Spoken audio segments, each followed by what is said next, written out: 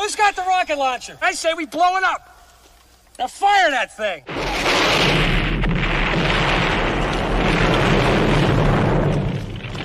It's for the city of sports, playing with a giant Nick. With my man S. God. That's him. You feel the vibe? That's me. We going live. That's us. That like button shared, you been subscribed. Stadium. That MetLife, Big Blue, home of the Braves. Yeah. That turnpike, you can see that's where the games play. NFL one day, then it's the NBA. Madison Square Garden, that's where the Knicks play. This that NY Logan, no it don't get broken. Legalized, mean this shit smoking. I'm on topic, dropping another episode. The game winner, trade, maybe a field goal. Everybody right now doing the wave. You tune in, the show called TheMan-Cave. I see the chat, they always doing their thing. Big views, 85 inch screen. The game's on, you rush and bleed. Remain calm, you on the road and chill. To the watch along, the show's on. The host, you know it's S-God. It's no telling the panel filled with guest stars. You're now rocking with the voice, you know what it is. It's your boy J Boogie. You're now rocking with my man S-God. I support him to the fullest, you heard? My man Mike Blaze. This is Alter Production. What that mean? We about to alter everything that's playing. Tune in. My man S.God. Support the show. Subscribe, share it. Most importantly, hit that like button. What's good? What's good? Salute to the orange and blue skies, man. You already know what time it is, man. It's Knicks basketball tonight, talking Knicks live, man. Hey, man. Hey, no games tonight, man. Knicks play tomorrow night, man. So we just gonna let our hair down, man. Just talk Knicks, man. Knicks weekly recap as far as like what the Knicks did in the last 5 games and things like that. And also, man, you know, it's March, so March Madness basketball, man. So you already know what it is, man. Women's basketball on tonight, men's basketball on the weekend, man. So, hey, we're going to wrap it up, man. You know, say get started, man. But if this is your first time to the channel, man, to the Man Cave podcast, make sure you hit that like and subscribe button, man. And also share this on all social media platforms, man, as well as go subscribe to the Aboriginal Sports Network, man. You know, our one centralized location for all of our content, man. Basketball, football, baseball, anything. You name it, we got it, man. We got your one-stop shop for everything, man. So make sure you tune in, man. But like I said, tonight, man, there's my co-host right here, D. What's going on, man? What up? What up? Chilling, man. You know what it is tonight, man. Just talking Knicks basketball, man. See, right now, Knicks coming to season 47-27 on the season. Knicks are in 3rd place in the Eastern Conference. Looks like the Knicks probably gonna get keep that 3rd spot. But it looks like we're going to end up playing the Milwaukee Bucks, man, who are in the 6th spot right now. They're right there entrenched in it for right now because 4 and 5 is Indiana and Detroit, and both of those teams are winning. So it looks like both of those guys will face each other because right now the Knicks are, let me see, go back. Knicks are 4.5. They're 4.5 games above the Pacers. Let me go to the NBA standings. It is right there. If you can see that, let me share it. Yeah, if they didn't dump those other games, they would have been a lot more above those other teams. Yeah, you know, they would have, you know what I'm saying? So yeah, especially the Pacers and Milwaukee. Yeah, you see right there, you see the Cavaliers, they ain't going to catch. The Cavs are at 60 wins, 60-15. Cavs are like 12.5 games above the Knicks. Celtics are 4.5. You know, the Knicks most likely won't catch them due to the injuries that the Knicks have sustained over the last couple of weeks. Nah. So the Knicks are just going to stay pat right there at number 3. And like I said, you see with the Pacers are at 43-31. They're 4 games behind the Knicks with 8 games left to go. Pistons are 18 games behind us. So Detroit, more than likely, if anything, Detroit can catch Indiana right there. Those will be the two. It'll just flip-flop to see who gets the home court. You know, between those two teams, that should be a great matchup, 4 versus 5. And like I said, we'll play the Milwaukee Bucks. We sweep the Bucks this year. We got them 3-0 in the season series this year. The Bucks is a great matchup for the Knicks too as well. So, hey, I'm cool with that, man. So it look like the Pacers will take on the Magics right now are in the 8th seed as well as the Atlanta Hawks. But the 2 play-in games would be the Bulls and the Miami Heat. You know what I'm saying? They will be in there. So it'll be most likely the Hawks against the Heat and the Magics against the Bulls, you know, for that play-in for the 7th and the 8th spot. Which, me personally, I mean, if they both have better records than 9 and 10, I don't even think it should be a play-in. I don't think it's a play-in. Because if they have more wins, they should just keep the 7th and the 8th spots. You know what I'm saying? Because those other two teams have like 3 less wins. 2 less wins. I mean, it's still 8 games left, so you just never know how things is going to shake out because the Hawks have been coming on just a little bit, you know what I'm saying, at 36 and 38. Magic's 36 and 39, Bulls 33 and 41. But like I said, getting back to us, we are going to be in the 3rd spot, man. So I'm not worried about that, man. We're going to be right there in the 3rd spot. So I think, like I said, we would just focus on we're going to focus on the Milwaukee Bucks. That's what we're going to focus on. We're just going to focus on the Bucks and stuff like that because we got 8 games left. The Bucks, like I said, with no Damian Lillard out for the season right now, as far as right now, I don't think they're going to move anywhere. I think they're going to stay at number 6. If they could be caught by somebody like Atlanta, you know what I'm saying, that'll be a little interesting and stuff like that. But I think the Bucks should be able to hold on for at least two more wins for the season. I haven't looked at their schedule yet. But like I said, man, the Knicks, the last 5 games, man, the Knicks are 4-1 in their last 5 games. It's been a little roller coaster, you know, due to the injuries and stuff like that. Every game, you know, it looks like a gimme game on paper, but you know how it turns out when the game is actually played. So, you know, a Knicks fan, you know, you got to hold your heart to see what's going on. If they're going to lose this game, you know what I'm saying, like another cupcake games that they lost in the past. Or like I said, these last 5 games, like I said, these was the games I was like, yeah, we should go 5-0 or 4-1. And we end up with 4-1. We beat Dallas, the Wizards, Portland, and Milwaukee, and then we lost to the Clippers. You know, those are easy schedule. You know what I'm saying? The Clippers was like probably the toughest one of the all, but this was a schedule, like I said, man. This is the game, even though with no Brunson, it's like these are games that we could have won, and we end up winning these games to help our chances to stay in the 3rd seed. Because if we had lost like 3-4 of those games, man, we probably would have been in like we'd have been down in like number 4 or 5 right now. You know what I'm saying? Trying to hold on for dear life. Trying to hold on for dear life, man. It's like, yo, can't wait to get Brunson back. We got 8 games left. I know they want to say Brunson wanted to come back before the playoffs, so you get like at least 3 games. So you want to shake that rust off and stuff going into the playoffs. So we got 8 games left to go in the season, man. At 47 and 27 on the season.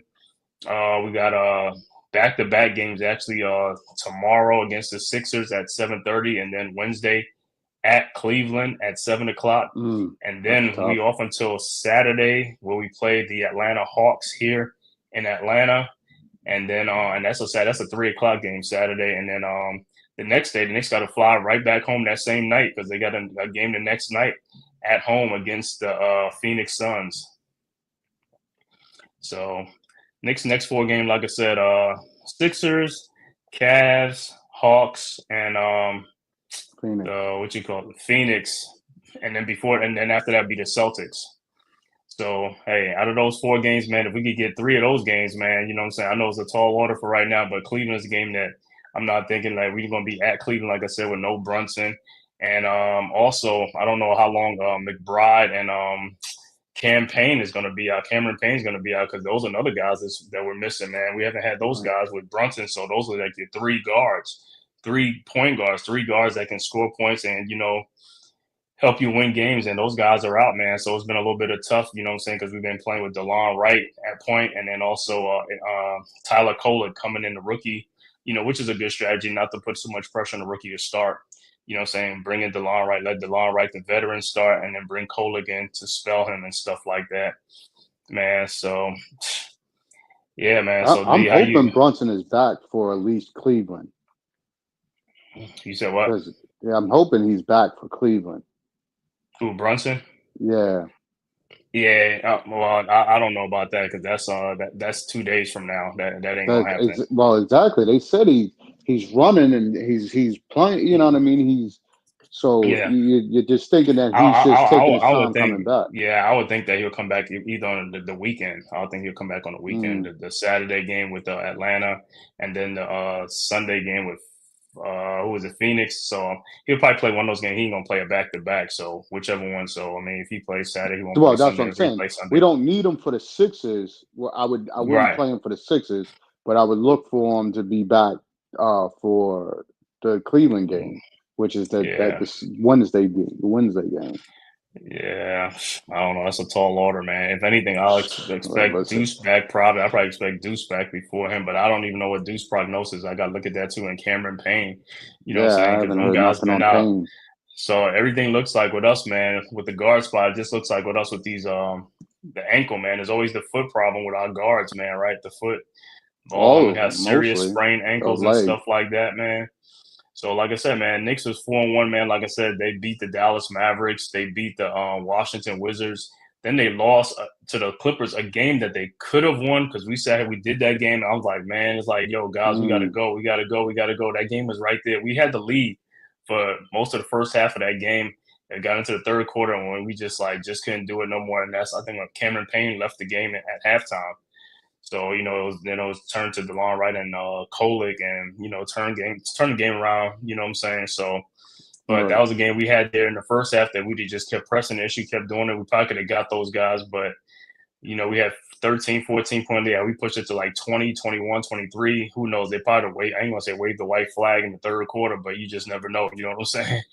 But we just couldn't do it. So, we ended up losing that game because we could have been 5-0 on this trip, which would have been, I mean, on this stretch, which would have been great, man. 5-0 is great. 4-1 is still excellent. I mean, I can't even take that. That's excellent against. I mean, it was in the best competition, but these are the games that you got to win.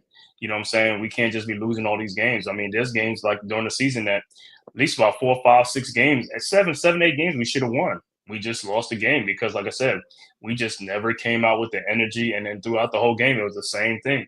It's like in a 48-minute game, these guys only want to play for like about 20 something minutes of the game, play hard like 20 minutes of the game out of 48. And then the other one, they just want to like lollygag around and stuff. I'm not saying lollygag, but that's what it looks like out there in the court.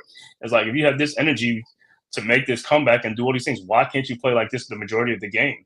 If you play like that the majority of the game, you're gonna win the game. I mean, you know what I'm saying? But you just give a team an easy out and to win a game and steal a game, and that's what these teams are doing, stealing the game. You know what I'm saying? And those games hurt because, like I said, we could have been like, I mean, we only 4.5 games behind Boston. We could have been tied with Boston with some of these wins. These wins add up, bro. You know what I'm Yeah, saying? They add up. right. You know what I'm saying? Because For sure. if we had the same record or like have a better record in Boston, we get the second seed. So that means we have more home games in the playoffs. You know what I'm saying? So I mean, home court is a lot, man. You know what I'm saying? Especially in the playoffs and stuff like that, man. It means a lot to these guys, and also to have your fan behind you. But like I said, Knicks fans travel all over the place. Now the only thing with the Knicks is they just got to match the energy of the fans. Can they do that? That's the problem when they go. Mm, Can they match it? Because the fans be ready. The fans are ready in every arena, and the Knicks fans are ready in every arena to take over. It's just the way the Knicks come out. The Knicks be playing. They don't play with that fire, that desire, that passion, man. It's just like, bro, come on, man. It's just like it's almost like they're going through the motions, man. They just going through the motions early on. I'm like, yo, and I know we are playing wounded. We got a walking wounded team injury, but hey, at the end of the season, this is always this ain't. There's nothing else we can do. A lot of players, a lot of teams are hurt at this time of year. We just seem to be hurt a little bit more. You know what I'm saying? And this is the worst time of season to be nicked up or hurt at this time. You want to be going into the playoffs, ready and on and with adrenaline and also like like basically healthy. But for some reason, man, the playoffs has been one of our biggest problems because of injuries. Like every time we get near the playoffs, a key player goes down, and it don't matter who's on our team. Because even when we had Amari Stoudemire, Carmelo Anthony in the playoffs, what happened? Something happens. One of them guys is hurt or something like that. In the playoffs, you lose them. It's like, bro, we're not even going with a full arsenal. You know what I'm saying? Now you look at mm, it. Jalen Brunson was hurt. Julius Randle was hurt some years. You know what I'm saying? It's just like it just goes on and on. Look at last year. I mean, last year we was decimated, man. We have Mitchell Robinson out, Randall out, OG Anunoby out. You know what I'm saying? We had like a munchkin team out there in the playoffs. You know what I'm saying? For the most part, those guys, you know what I'm saying, they fought like warriors. You know what I'm saying? That team like last year had a lot of grit, heart, and determination. If they'd have had some more size, we'd have won some more games in that playoff. We know that. As Knicks fans, we know that. That was our playoff last year. You know what I'm saying? But the injury bug was just too much, and it kept taking our big guys down. Mitchell Robinson, Julius Randle, bigs. You know what I'm saying? Even we Isaiah we we Hartenstein had, was playing through a yes. little injury. If we had more, no, there's no way we should have lost to Indiana in that Oh, of series. course, man. We know That that, that man. was a OG BS. was out, Randall was out, Mitchell Robinson was out. I'm like, come on, bro. If we had some size, you know what I'm saying? They're like, yo, we'd have been in there and stuff like that. But, but that's last year. We going into this year right now. Like I said, Brunson, like I said, he'd be making his comeback. Like I said, What's saying Deuce McBride, also Cameron Payne. You know what I'm saying? Like I said, hopefully we get these guys healthy for the playoffs. Because in the playoffs, you're gonna need that guard play. Got to be able to run an offense. Got to be able to do some things. You know what I'm saying? Because in the playoffs, some teams will try to be a little bit more pressure, do some little more things to throw you off or take away Karl Anthony Towns and make somebody else beat you. You know what I'm saying? They're just gonna go through a whole thing. It's like you want all your arsenal weapons there, and that's what I'm saying. These guys got to play. Right now, while Brunson is out, you know what I'm saying? Show your grit, do what you got to do, go all out, you know what I'm saying? Because that helps us in the playoffs in the meantime. Because now when Brunson comes back, we don't have to really rely on him like that, like the way all the time. He got other people that can step up. These guys just got to play with confidence. They just got to, like I said, be aggressive. Just like when you watch these other team play, when you be like, God damn, man, they bench is coming in and smoking us. You know what I'm saying? I was like, come on, we need to play like that. Now I know our bench is kind of decimated a little bit with the injuries and some of them in the starting lineups. Yeah, you know what I'm saying? So we'll see, man. Like I said, when Brunson, these guys come back, hopefully, like I said, man, with Tibbs, man, he does his substitution rotations be much better in the playoffs. That's a tall task to ask, man, but he got to do something. You know what I'm saying? He got to do something, bro. Because like I said, you seen right now, you watch it right now. You seen DeLon Wright play. You seen Kolek play. These guys can play. You can't. I mean, give them some minutes. You know what I'm saying? It's just like you want to give them like 40 seconds in a game or a minute and 20 seconds. That's not going to help, bro. You know what I'm saying? Especially when we play some games where guys going into the overtime. You don't want your guys playing 53 minutes. Like they never come out the game. They playing the whole 48 and then they're playing the 5 extra minutes. That's 50 something minutes or close to it. Correct. Give these guys like 12, 11 minutes, 14 minutes, something. You know what I'm saying? And sometimes even when we have a lead, a big lead, take them out, bring the bench in. You know what I'm saying? Don't be doing that staggering thing where you just bring one person in. It's like, bro, and you're not really giving these guys a rest. And then by the time you look, the lead has shrunk, and now you really can't take the guys out no more. You see, then you're in a bad situation. I think that's why he don't give those dudes the minutes, because it's like, even if you bring in a guy, his confidence in watching a lead shrink with those guys in a fold, he takes them out right away because he doesn't feel the continuity. He doesn't feel the mixture of bringing those guys in. To me, I don't never see him outside of him being forced to play DeLon at the point right now, ever bringing DeLon back in at the point as a reserve. Because DeLon right now doesn't, to me, his shooting is questionable. I know he went 1 for 2 yesterday, but I could never see him bringing him back in the fold at the point guard position, other than being forced to do it now based on the injuries to reserve him. I mean, he would probably use Kolek. He would definitely probably use Kolek. Campaign would do his duties if he comes back, but I could never see him bringing him back in the fold. But see, and that's another thing. See, that's what we talking about with him making adjustments. You see, so bringing someone like, even if Cameron Payne ain't doing well, bring DeLon Wright in to cause a little mismatch, to throw a wrinkle, because teams is not expecting that. Right, because his defense, oh my God, I've seen him play defense on some dudes and get in there for rebounds more than those other guys ever. That's what I'm saying, bro. I like his defensive prowess in that reserve role, but I could never see him actually coming in, because his point guard role in there is not. He's just you might as well just have Josh Hart come and bring the ball up if that's the case. No, I'm gonna say DeLon Wright has better handle than Josh Hart and what's his name, man, Deuce McBride. I've seen DeLon Wright even running the point better than Deuce. Deuce really don't run the point good. He's just more of a scorer and stuff like that. I feel more comfortable with DeLon Wright coming in for spell some time after Cameron Payne. Yeah, man. Okay. Yeah, just like how he played in the Milwaukee game, man. That Milwaukee game, he was nice in that Milwaukee game, man. I like the confidence, and he wasn't scared. That's the whole thing. He wasn't scared. I mean, he was being aggressive and stuff like that. That's what we need. We need guys to come in with some aggression and play with some energy. Right. Yeah, even if you're not making shots, the more aggression you show, it's gonna be like, yo, this other team gonna be like, okay, these guys are ready to play. Because guess what? The difference with him is, like, he didn't remind me of like all the Knicks other players coming in just like, like half-ass. And I mean, he came in with a different energy. I was just like, okay, that's what I'm talking about. With the bench coming, that's how you guys need to come in. That's how you guys need to come in, like this guy. Just come in with some confidence. Shoot that ball, move the ball, run the ball. Cameron Payne, you know what I'm saying? He plays the energy too and stuff like that. Deuce, you know what I'm saying? Like this, like, yeah, we just need more of that in the game. I don't want everybody coming in and just like taking over like the how the starters are looking at the game. They're just coming on melancholy in the game. I don't want to see that, bro. At the end of the day, you're on the bench for a reason. It's like, you're on the bench. It's like, yo, you're only going to play like 15 minutes. You might as well go all out. You might as well go all out. You might as well haul ass out there. You know what I'm saying? I don't care. I mean, do what you got to do it, because I know one thing: if I'm only gonna be paying like 9 minutes or 12 minutes, man, I'm showing everything. I'm coming in there. Yes, you would try to. Because and then I know he keeps the starters staggered in there. And that's another thing, you know what I'm saying? And like I said, going into the playoffs, you already know this guy with this 8-man rotation. And here you go. You're right, 8-man. Now that's all it's going to be, unless it's an injury, unless it's somebody foul out or somebody that you won't see these other guys. But these other guys can help. Kohler can help. DeLon Wright can help. These guys can help. You know what I'm saying? DeLon Wright even could come in for some defensive stuff. He has size. He could come in and help. You know what I'm saying? But you can't just have these guys sit on the bench and then say, "Oh, I don't have no." You got people. You just don't want to play them. Because like I keep them. Even when I tell you, D, is just like, if these guys was on the other team, they would be playing just like that's like these other teams are playing all their guys. It don't even matter. I don't even know some of these guys' names when I be calling the games. I'm like, who's this guy? He's in the game. The coach is letting these guys play. Right. You know what I'm saying? Like I said, I watch OKC. They play like, what, 7 players off the bench? I mean, Shea Gilgeous he gets a long break. It don't even matter what's going on. They could be up 3. They could be down. They don't care, because they know when he come in and he's ready to do his thing, he's going to do his thing. And he's going to be at full strength. You know what I'm saying? Whereas the Knicks, they always worried about, oh, we have a lead, or we don't have a lead, so we can't take these. You can't operate like that, because it's always going to happen. You know what I'm saying? Because, you might have a lead, but what happens if these guys get tired? Now they're going to start losing lead because they're gassed, and you're not seeing that. You just want them to keep them in the game. And like, you're right.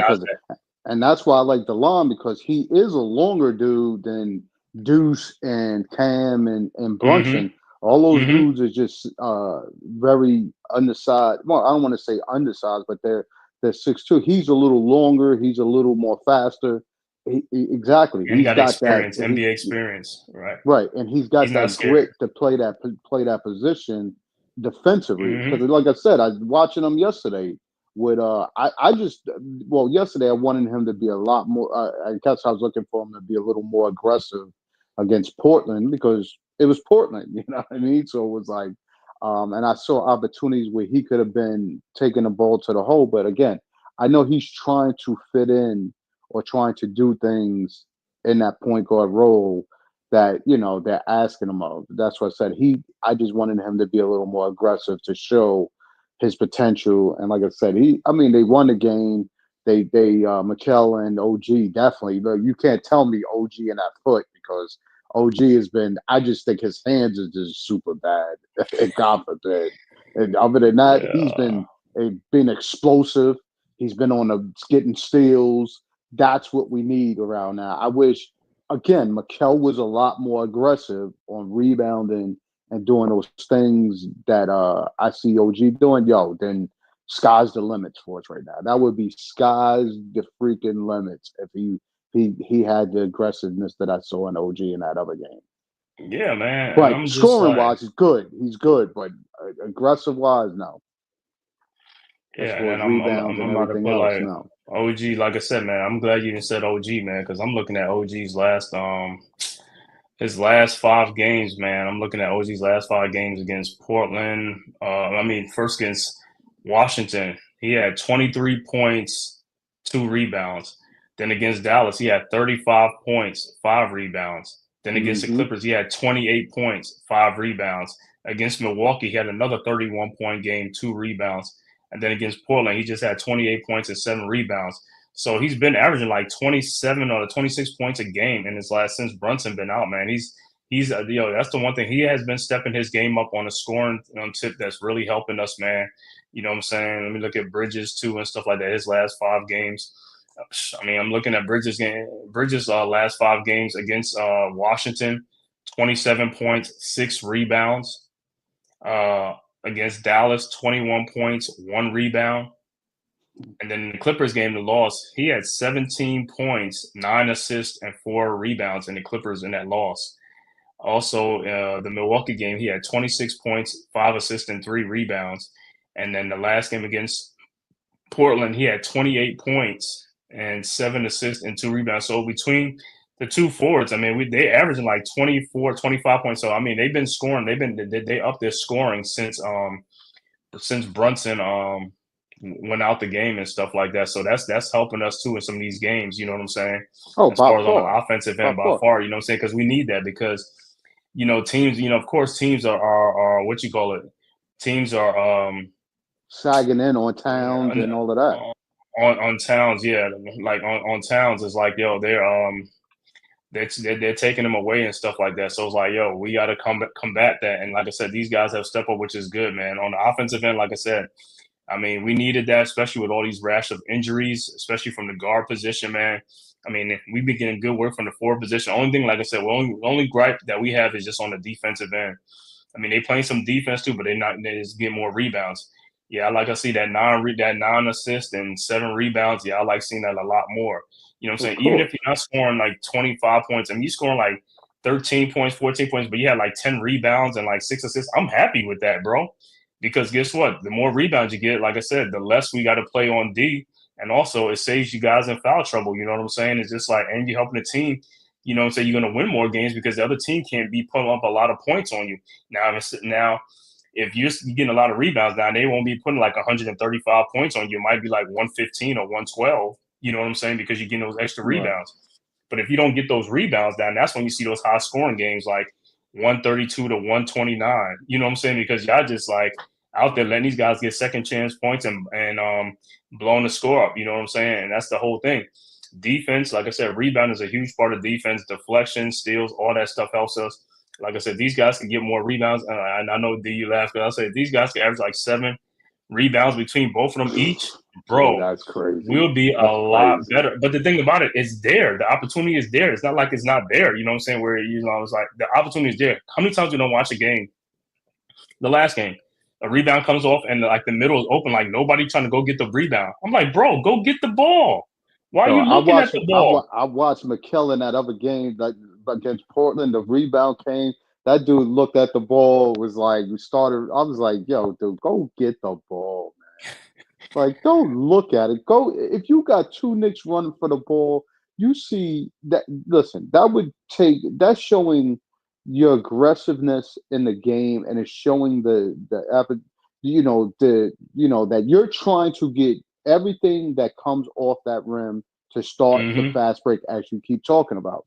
There's no when you don't see guys going for the ball other than Josh Hart and Towns running into each other, or McKell, or Robinson and or Hart or Robinson or Towns. It's like, dude, I don't care if I see all 4 guys in the mix. You just don't knock it out of each other's hands. That's what the only thing I can disagree with. But the fact is, when you see more guys going for the ball, that just means that your intent is to secure that ball to start that fast break going down the other way, or start the momentum going down the other way. When you don't see that, then you're like, come on, dude, you're not.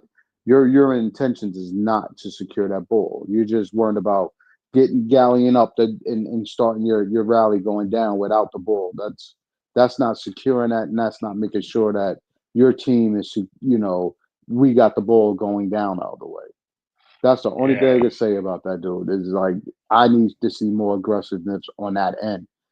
Him getting beat on some of those plays. You need his motor. He needs to run his motor. His motor got to get going. That motor got to get going. Because if he has a motor, like I said, the hardest person to play on a basketball court is a rangy, long guy. You know what I'm saying? That has a motor.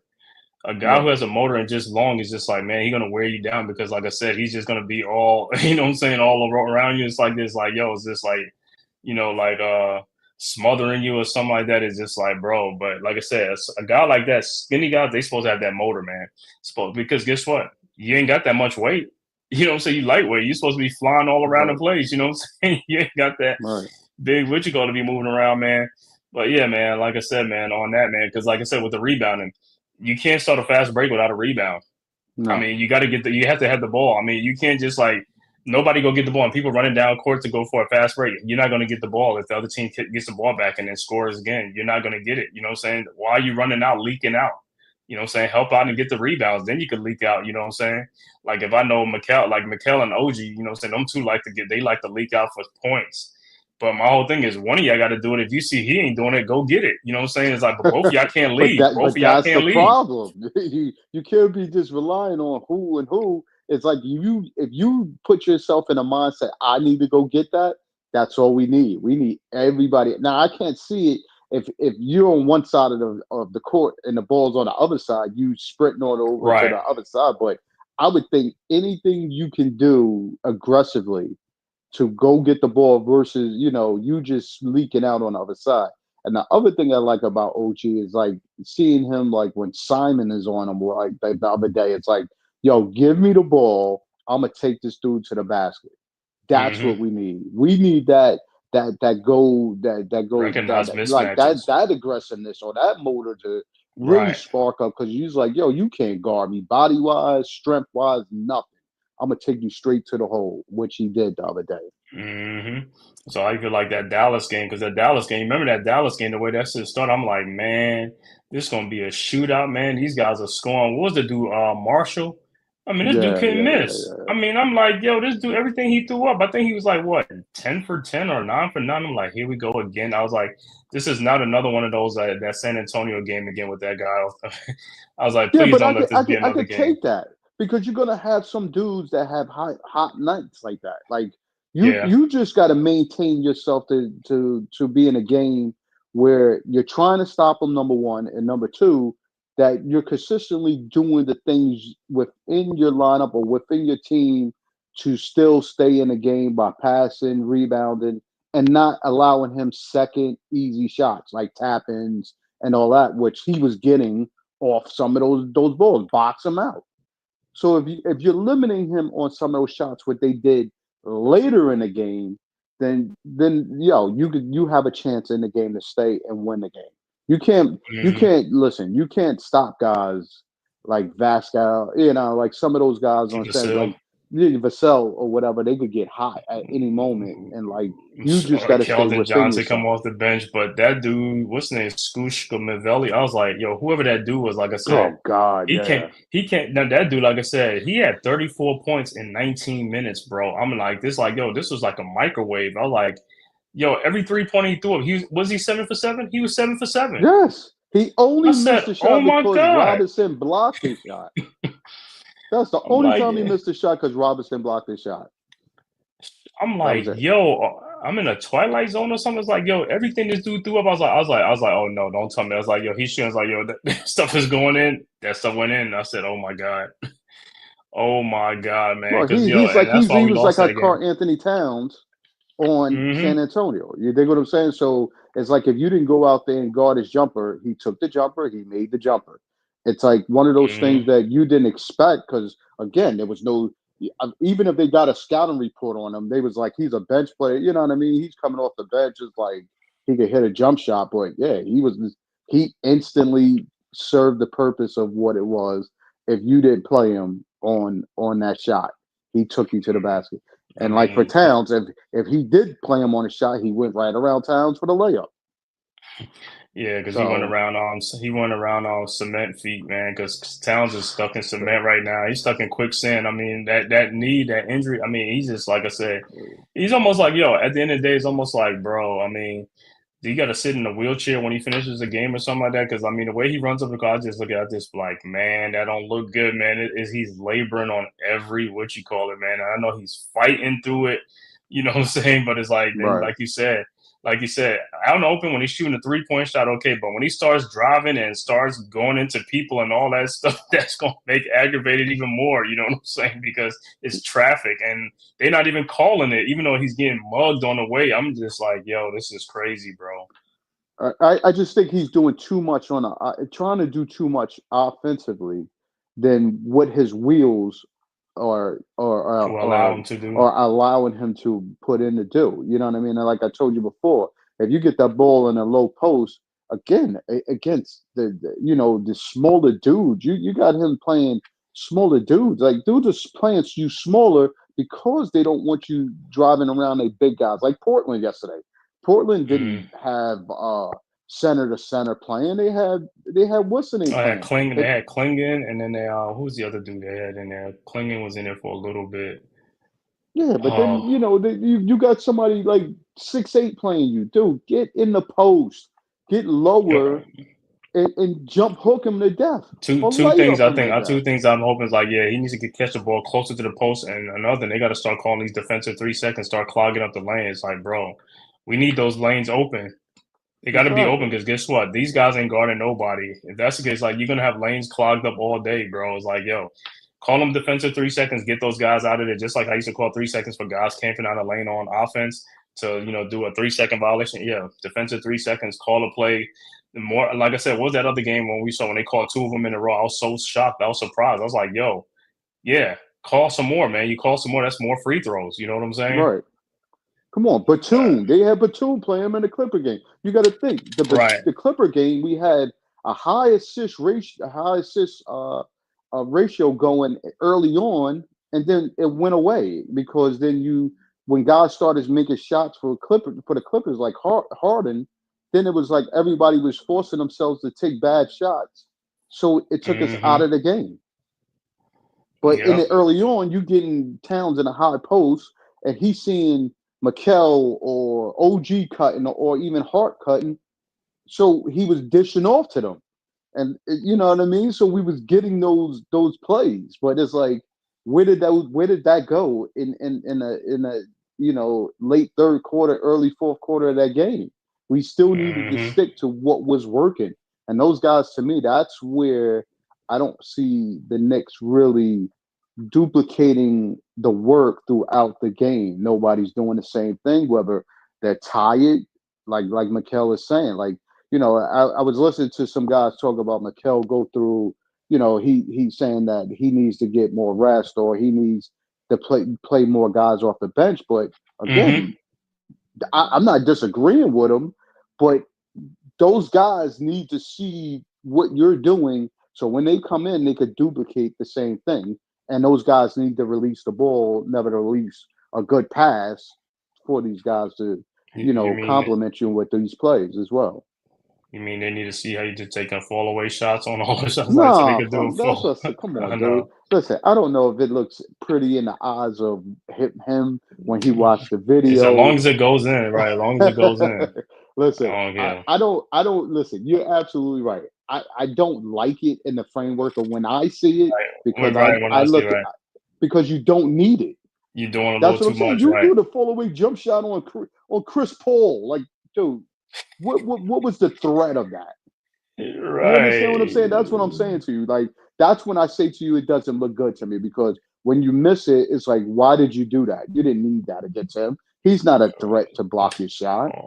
Or the 1 foot step back. 1 foot. None of that shit, dude. That aggravates me, to be honest with you. I'm gonna be real with you. It aggravates me when I see him do it because it's like you don't need that shot against those dudes. And those are the Mm-hmm. dudes that's guarding you. Again, Hart. We need Hart to step up. You got the They're 7-2 sagging center off of him, playing you, sagging off, and right? he's sagging at the broken circle. You at the free throw line, and you won't take a shot. You won't take the shot. Bro. You looking to pass the ball at the Dude, somebody top of the guarded. Somebody guarded, right? the best percentage shot you got is at the top of the, like you keep saying 3 point to me, line, right. at the top of the free throw line. Like, how do you not take that shot?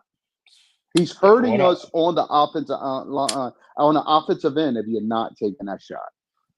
what I keep saying, all these dudes need to do is do shoot arounds. That's all you need to do, bro. Like I said, Hart, take more shots, man, because I mean, in shoot arounds, that'll get you more comfortable with your bro. Nobody's guarding you. Take the shot. You're either gonna make it or you're gonna miss it, bro. But don't Listen, don't come in the lane, don't come in the lane fake and then turn the ball over. It's like, bro, just take the shot. You take that shot, you're gonna hit some threes, man. You either gonna make it or you're gonna miss it. check out this thought I had. I said if the Knicks turned around and traded Hart to Minnesota for Dante DiVincenzo, I think it would benefit us both. Yeah, yeah. It That deal would. right there would benefit us both because we still could get the rebounding out of Dante. But we would get more of the offensive end from him, which Yeah. Hart would go to Minnesota and they wouldn't need his scoring. They would just need help on his rebounding. Right, but you know though, on the sad part, we do need his rebounding, him and Mitchell Robinson. Because guess what? This, If you know, man, no, but listen, if Mitch is not there all the time, is you're gonna rely on Towns and hard to get rebounds. Because guess what? That's the only sword, man. That's the only what you call it. but we would What's the word I'm still looking get that for? out of Dante. Dante would rebound the ball. Dante rebound, but he doesn't rebound at a clip like Josh Hart. Dante is better than I'll say he's better than Mikal Bridges and Brunson, but I mean he'll get like 4 rebounds, 5 rebounds, but he won't nobody rebound He like Hart would at that. get He more don't than nobody that, at dude. that clip. His I think he would you could show get you that his hustle. you could get Dante without giving up Hart. I think we need Hart. Like even if Hart coming off the bench, Hart coming off the bench is a monster, bro. I mean you see what he doing in the starting lineup because of his shooting, but that dude coming off the bench with a monster rebounding like that, that's even better. I mean he'd be even much better against those like backups and stuff like that. So you like I said, I know, yeah, but the thing about it, you need guys like that because you can't have everybody being an offensive player. You need some guys that could do the dirty work, like Mitchell Robinson and Josh Hart. It's only a rare on your team. You know what I'm saying? That's the only thing. You can't have everybody just being offensive. Because if that's the case, then it's going to be a poor offensive team. I mean, a poor defensive team and stuff like that. So you got to keep some guys that can play some defense and rebound the ball yeah, and stuff but like that. yes, think about it. He's hurting our team by not taking those projected shots based on they don't even have a center. The center is helping off you to help with No. Morrison. I get it. I totally get it. But like I said, the only reason, like I said, because he's really not a starter. We just have him in the starting lineup. But next year, like I said, they get Correct. I somebody. got That's that. all I'm saying. Yeah, if they can, listen, even if they get down to put him back on the bench, that's fine. That's what we need. But we need to keep him though. Like I said, because you don't find those type of guys in the league too No, no, often, no. man. I just said So we just need somebody in the I was starting throwing lineup out a that can theory. shoot the ball. I know. Right, I know. right. If we can get somebody in the starting lineup that can shoot the ball, and so that way teams Correct. don't say, I'm all for it. You know what I'm saying? That's Right, what's going to right. happen because we just got to go through it right now because, like I said, it's just what we have right now. But in the offseason, I'm pretty sure they're going to Correct. address that. So he'll Correct. go back to the bench and stuff like that. So which will be Yeah. fine. You know what I'm saying? That's Yeah. but that's the problem in the starting lineup because teams know that they're going to slack off him. Like I said, with him, bro, you got to get in that gym right now and start putting up them shots, 1,000 shots a night or whatever. Because guess what? These teams are leaving you open, bro. Make these guys pay for it. You start hitting three pointers in a game or 4 3-pointers, then it's going to be a little bit different. But if you still passing up shots and hesitating, that's what teams look at. They be like, he don't want to shoot. He don't want to shoot. He don't want to shoot. You know what I'm saying? They're going to keep Yeah, sagging but off, that's and it is makes it harder every for the Knicks to. game. I It's know, every I know game. that These dudes is not. That's what I'm telling you. because Towns is everybody not got the being. playbook. Towns is not being played by the centers or the bigger guys. He's being played by the smaller guards because they could switch that out with Hart, which is not the threat, and they could sag that guy in the lane, which is happening. See the two things that's happening. The reason why teams keep doing it is because Hart is not taking a shot, and then Carl Anthony Towns is catching the ball too far out. So they don't. That's the problem. If Tibbs making be like, hey, catch the ball closer in the post, then teams will stop doing that a little bit because they be like, no, they're gonna send double teams over more frequently and Right. quickly because it's like he's taking advantage of. But if he's catching the ball at the high post, teams don't care. If he catches the ball at the high post and he's guarded by Drew Holiday, they don't care because he's out there in the perimeter. He's not by the basket, so they're happy with that. That's on the Knicks to make the adjustments and start making catch the ball closer to the basket. That's the coaching staff and that's him. It's like you got to like emphasizing, hey, they are playing us like this. Even Josh said in the paper, they get in the centers. If you know that they are playing you like this for these, why are you not making adjustments? If we the fans could to tell you what to do, why you guys ain't doing it? Well, If the keep centers don't saying play you like that, the coach huh? needs to tell them, or the players themselves No, need to the acknowledge coach that. the coach and the players. But like I said, Towns need to acknowledge that himself. But it's like the coach should be mad at him, but like, why are you catching the ball so high? But the coach don't get mad at him because that's what he don't care. It's like you gotta care. It's like this. You seen a mismatch. I'm seeing a mismatch on TV. Let's say Drew Holiday. I mean, you get the ball at 3-point line. Drew Holiday is on you. Bro, you could have caught that ball like about 4 feet from the basket, like right there by the you know what I'm saying, Correct. to catch it and Correct. turn and put Drew in a. But if you're catching it by the 3-point line, teams don't care. They be like, this is what we want. We want him to catch the ball high, and then we want Josh to be sagging on to sag back on because, like I said, now you messing up the spacing on the floor for the Knicks, and I don't know why the Knicks are not adjusting to that. If they can adjust to that and make changes to that, that's all it is. It's just like, bro, if I can say it and you can say it, they know this. Why aren't you doing this? That's why I don't like this coach as a what you call it. Because any other coach, like I said, any other coach, like I said, even Coach K and all stuff, they'll be yelling at dudes like, yo, What are you doing? Get in the post. You said that they're fronting you. They're playing a small guy on you. He doesn't understand. Why you not understand? You're a veteran coach. You call a timeout. Call it to be like, hey, you see what's going on? Get him in the post. Catch it. I don't want you to catch the ball out here by me, standing out by me. I want you to catch it out like right there by the basket, right where the line is, the free throw line, right down there by the basket. Catch it right there. If you catch it right there, guess what? They're going to double team you, and you'll have somebody quicker out to throw the ball out to for an easier shot. If not, you can take him in the post. They can't really double team you because if you bring everybody out, there's no extra man unless they just I know that's what I'm saying. That's what I'm saying. He would have to leave his man to really hard double you right away once you got that ball on that. That's what I'm saying. Anywhere within the paint, if they would have to hard double him. And again, watch when Brunson comes back. The first thing they're going to do is take one of their bigger small forwards or bigger guards, put him on, and as soon as he brings the ball down, they're going to double him and look to double Towns. So again, that's why Josh Hart always got those easy layups because he was always open.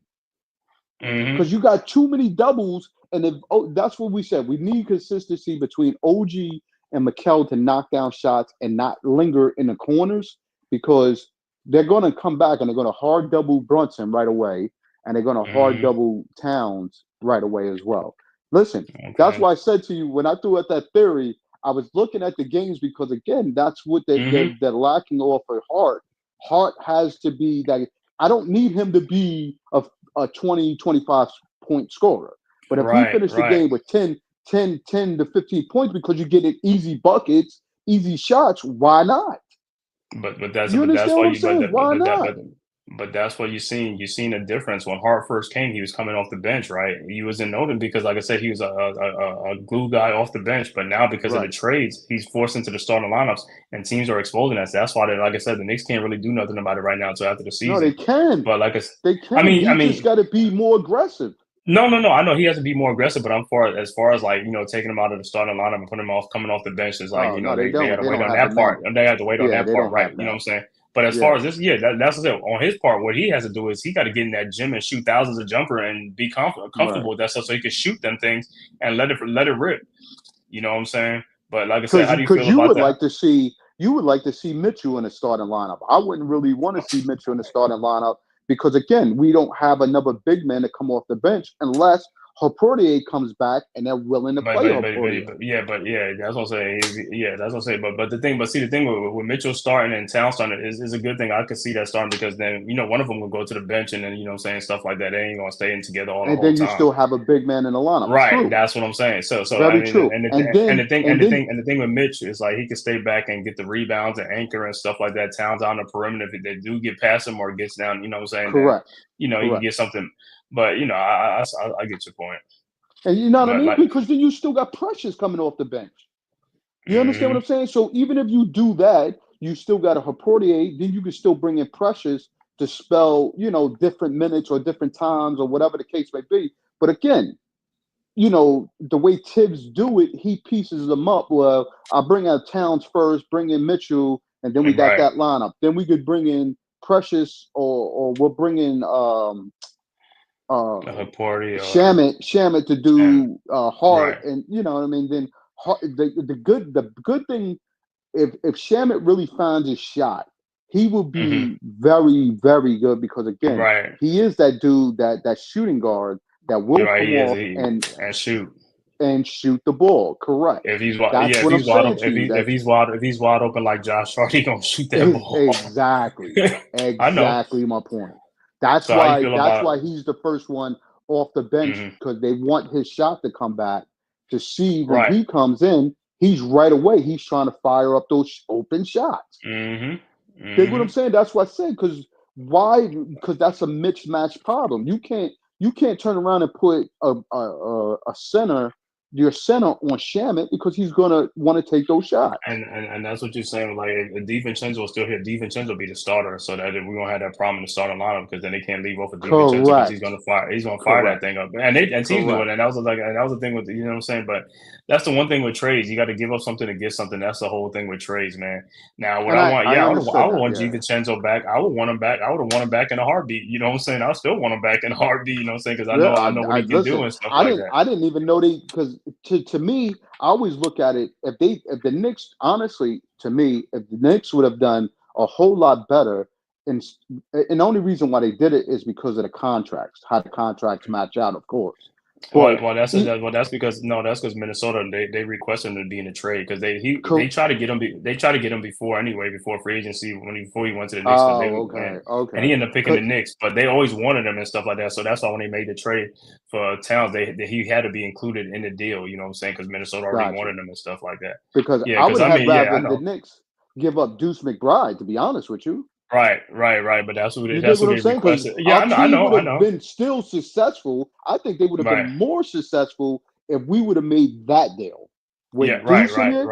Not to say right, I don't like Deuce. I love Deuce because he comes in, he's still giving us what right. we need. But the fact is, we got a bigger point guard and a more talented Oh, shooting guard in our starting lineup that's going to do what we need him to do in that lineup. and I was happy that they kept Deuce in at McHale trade. They wanted Deuce in that McHale trade, but the Knicks held out and put some other guys for Phillips because Oh, okay, they really wanted right. Deuce because then Deuce would have been gone too. It was been like, bro, we ain't Correct. got nothing. It's like they, you know what I'm saying. But how you feel about these next 4 games, man? Like I said, it's Philadelphia, Cleveland, Atlanta, and Phoenix. How do you see the Knicks in those 4 games? What do you think the Knicks record would be in those 4 games? Like, how do you see them in that 4 game stretch? Because there's only 8 games left. I mean, if I had to look at, we could go 500 because we got Boston at the end of that road trip. No, I'm just talking about the 4 teams. How you think they're gonna go Oh three no, and one? They're we gonna could go go three and another one. 4-1. We could go 4-1. Three, I three, mean and three three and and one. one is Excuse me, 3-1. yeah. Because Based Cleveland be the it. one. I mean, I honestly I think the true testament, like I told you, if we could get Brunson back for at Mm-hmm. least the Cleveland game, I would think Right. we got a high chance in that game.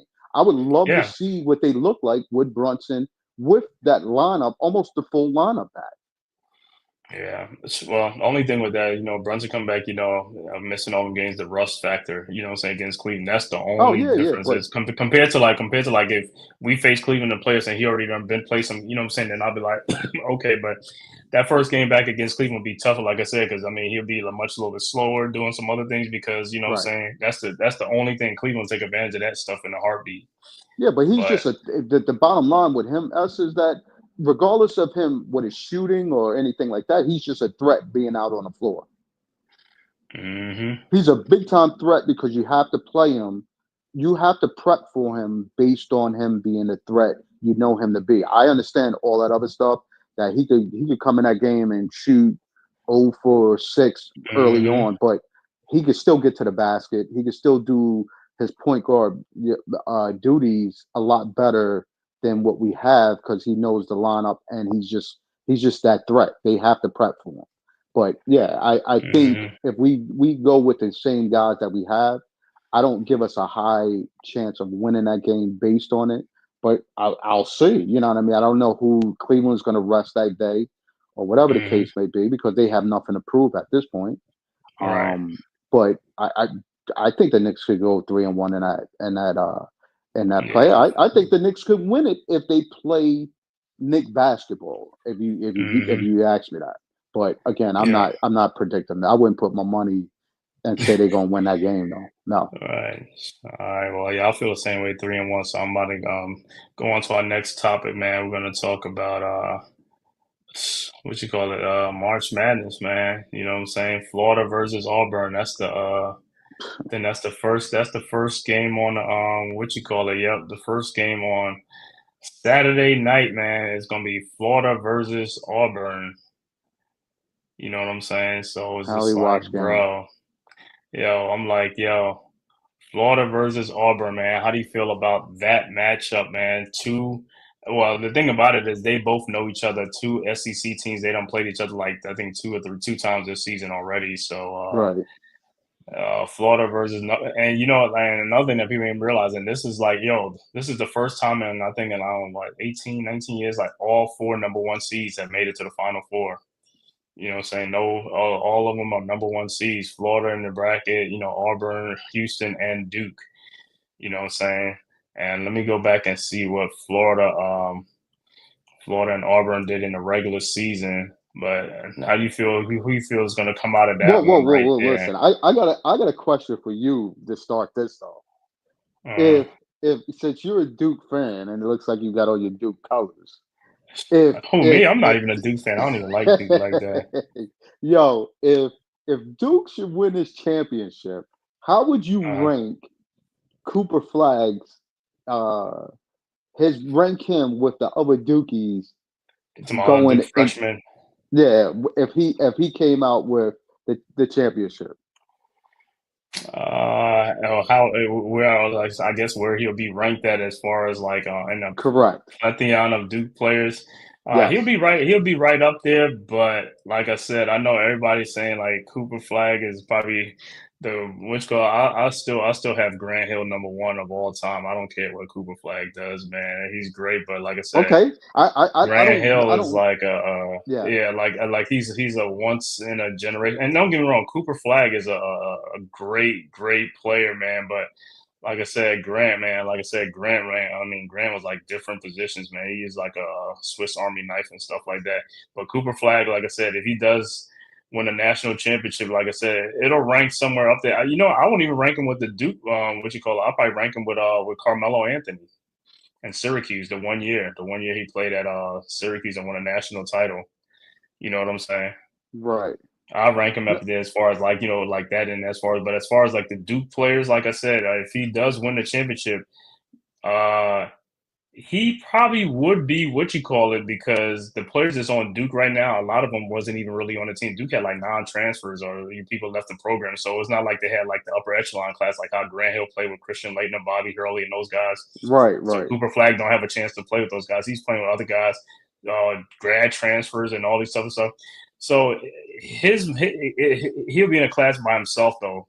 Even though I know Jahlil Okafor and what's that? Tyus Jones won a championship in they won an only season at Duke. You know what I'm saying? That was another. So he'll be up there with that part because, like I said, I think the one and done's got to stay together compared to like the Grand Hills because those guys played with upper echelon and when them guys wasn't able to leave school. So his will rank right up there with Tyus Jones and Okafor and them, and he might even overtake them. You know what I'm saying? You know what I'm saying? They win it and stuff like that. But he'll be right there with them and saying with Cooper Flag and stuff like that. And as far as the freshmen, the one and dones, like I said, Zion, Oh, he RJ outdone. Barrett. He would definitely outdo them. Yeah, I mean, yeah, he won a national championship over those guys. I mean, he won a national championship. Those guys didn't win one, but like I said, they had a great season too because they lost in the they lost in the final four. It was like the championship, like the game before the championship. They lost to Michigan State. I remember that game. They lost by 1 point because Barrett missed that free throw. Had he made the free throw, I think they would have won the game or they'd have tied the game. It was something. I think they would have tied the game. It was something like that. But yeah, excuse me. No, I'm just trying to look through because this. I mean, if you to me, Cooper Flag is a talent, dude. I Oh mean, yeah, no. let's keep in mind he's a Don't give me. I talent mean, and a half. listen, bro. Don't get it twisted. I'm not downplaying the dude and stuff like that. Like I said, I'm not downplaying. Like I said, he's a great player, man. I listen. I know I heard all the hype. You know what I'm saying? Coming into the season, you know what I'm saying, and people still even saying like he's what you call it like what's his name still better than him like Dylan Harper and Ace Bill. I was like, bro, come on, bro. I mean, they what I'm saying that's the Rutgers fans That's and what they've stuff been like that. That's saying. what I haven't heard that. yeah. I mean, Nets fans and like guys, on the podcast and stuff like that. You know what I'm saying? Like, the homers and stuff like that. I just let them talk that stuff, man. But Cooper Flag, like I said, Cooper Flag has been phenomenal, man. He's been phenomenal, man. I can't even imagine, you know what I'm saying, like I said, without the season with him and stuff, because the thing that Cooper Flag does that a lot of guys don't see is the dude can play. He could start the offense, get a fast break. He could start the offense, and he plays defense. He blocks shots. He goes after and defense. He plays. He plays hard, and that's the thing. He has a motor. You know what I'm saying? Cooper Flag gonna keep coming in. Yo, like I said, he get that ball, man. He drives to that paint. He gonna try to yoke it on somebody, or he gonna try to do something. But he's For not. He's not sure, that's what afraid. I'm He's not saying. afraid. He's not afraid, man. And I know some people saying like, because what I'm saying he's one of the Duke white boys and stuff like that. But it's like, bro, nah, he's a different breed, man. That dude can play. And the thing about it is, we had to realize he's from Maine. When have anybody ever talked about Maine Main basketball? You know what I'm saying? basketball, The yeah. state of Maine. That's what I say. I think that's what makes him even more what you call like this I was like, yo, they play ball up there. They play ball in Maine. It's like, yo, and people just say like, oh, he from Maine. He's like, he ain't what you call, he from Maine also, but yo, he put the basketball world on notice this year, man. People who didn't get to see him or just heard about him and see him play, and it's just like, oh, he ain't all that's like, bro, you gotta understand what this kid is doing though, man. It's like he playing on both sides of the ball. It's not like he's just playing on offense only and stuff like that. He could shoot threes. He got a mid-range game. I mean, he could post people. When he get that mismatch, he taking you inside. That dude see that mismatch, he taking you inside, bro. And he taking them dudes down there to the paint. He laid up or whatever he got to do. He's taking it in there. When he see that mismatch and they don't double team him, he sees that mismatch. With his versatility, he can bring you off the dribble. He could catch you in the post. It's depending on who's playing him. Correct. And that's what I said. And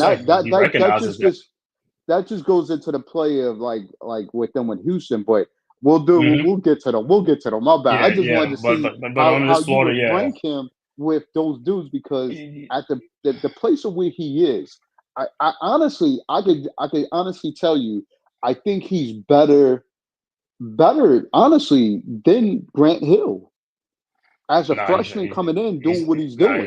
He's not better than Grant Hill. I'm talking about skill wise and stuff like that. No, don't get me wrong. Don't get me wrong. He is a great player though, but Grant Hill, like I said, Grant Hill was a special talent. Ask you, where is it that you don't think he's better than Grant Hill as a freshman?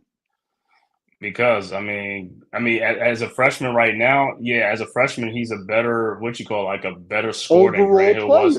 Yeah, better score. But as far as handling the ball, like by the time Grant Hill left Duke, that dude was like a point forward. Again, that dude was like. No. I know what you're saying. But what I'm saying as a freshman, it's different. It's different because of as a freshman, he wasn't expected to touch the ball. He wasn't asked because you had Bobby Hill. So Grant Hill wasn't able to do those things and stuff like that. So he didn't have the opportunity to. Now if Grant Hill came in like that, you know what I'm saying? Yeah, at some point they probably would have tried to but that's Coach K though. That's not every coach that's going to force a player to become a point guard. Right. And the only reason why they did that with Grant Hill was because Bobby Hurley got hurt, and Bobby Hurley got hurt for a while. And so Grant Hill was like, correct. The coach is like, that's the person he look at. Like, Grant, let's see if you can run this point, and I'm going to make you try to be. And that changed his whole career too, because like I said, even before, like I said, he was a great player, but then when he really got to handle the ball and run the offense through him, it was just like unbelievable, because it's like, yo, the dude. I mean, he's like probably the smoothest player I've ever seen playing basketball. Oh, yeah, for it was sure. Effortless. Listen, it was just smooth. That's what I'm saying to you. I was like, yo, this dude is crazy. Not taken away from Cooper Flagg. That's what I'm saying to you. Cooper Flagg was forced to play the point forward. That's why I was asking you before. He was forced to play the point forward, because I'm like, yo, what happened to him? He forced to play the point because Sion James is Caleb Foster was the starting point guard, but he was like struggling in games. And he's a point guard, so they took him out the lineup and they put Sion James in there, and that's when Sion James took over. The grad transfer from Tulane. And I think Sion James played like two guard at Tulane and stuff like that. You know what I'm saying? So he's playing the point right now, and that's what I'm saying. But Cooper Flagg like handles the ball at point. He don't really handle the ball too much. He handles like on a fast break, like he gets a rebound, like he could start the break and he on himself. You know what I'm saying? Break, yeah. He could push the break, and he could push it, and he has a pace to him and stuff like that. Yeah, but as far as like that with Cooper Flagg, like I said, I'm only going to compare him to like the R.J. Barretts, the Zion Williams, the one and done. Tyus Jones. You're doing him a service. Dude. No. I'm not saying no. I'm saying like as far as playing with the one and done, because like I said, if Cooper Flagg would have one and done, Jack. Yeah, with the one and done. Because if times better than those dudes then. Yeah, but if he'd came in with like, let's say a Kyrie Irving with him, and Kyrie Irving handling the point, then he won't get to do those type of things he's doing, because Kyrie Irving will be the point guard automatically handling the ball the whole time. Necessary. Right, but when he like this is like, oh, these guys are like, some of them on combo guards, so I really got to do it. So you've seen his versatility, and this is on. We don't even talking about an 18-year-old kid. So if he just stayed 4 years, that's what I'm saying to you. You can see the difference in it. Like you can see and that's what I'm saying. You see the difference in the dude's game and stuff like that, because of the situation he was for. It's almost like I ain't gonna say even like, I ain't gonna go say with the LeBron thing. Remember LeBron was with the Heat, and they had Chalmers and the other point guard, and they really wasn't the point guard, so LeBron had to, run the point. Correct. You know what I'm But we saying? It's knew almost something like that. we knew off the back LeBron can handle the ball. I mean, Yeah. he He did it in did it high a school. lot. Did it on the right. But I'm just saying when you have like a point guard, like he really needed a point guard so he could like work on like do his own thing. But then he couldn't do it because they didn't have a point guard, so he had to do that type of responsibility too. But yeah, as far as Cooper Flag, I would say like, yeah, man. After I think about it a little bit more, like yeah, he has been the most impactful freshman because, like I said, it's like. Yeah, if he wins this national title, man, it's gonna be up there. It's gonna be up there with the Melo thing because Melo did it as a 1 year. I mean, he was a high scorer. For He was one this and and that. done. No. Yeah, Melo was a one and done. Yeah. I know that. I was a Syracuse. But the fact is that, like I said, as you see the player in which you have, that's why I was asking because it's like he has surpassed or has to me even Christian Laettner. Was Christian Laettner a good dude his freshman year? Yeah, but I mean, as far as talent wise, he's the overall talent. Yeah, as far as talent wise, like I said, he could play like 4 positions on the court because he could play point, shooting guard, small forward, and power forward. And at times you can put him at center because he's 6'8", 6'9", and he can jump. You know what I'm saying? That's the thing with him; he can jump. So he could jump. So he could block shots and all that type of stuff. So yeah, he's a Swiss Army knife on a lot of stuff, man. As a freshman, I love this passing. I love this passing in the game with Malachi with the throwing those alley-oops to Malachi. Oh yeah, so the Mellow Watch, yeah. He has that thing. Like compared to a point guard, yeah, he got those like the touch. Exactly, like, how to throw the pass and also how to throw the pass and stuff like that. Again, now listen, where he needs to put the ball for him at being 7'1", 7'2". I mean.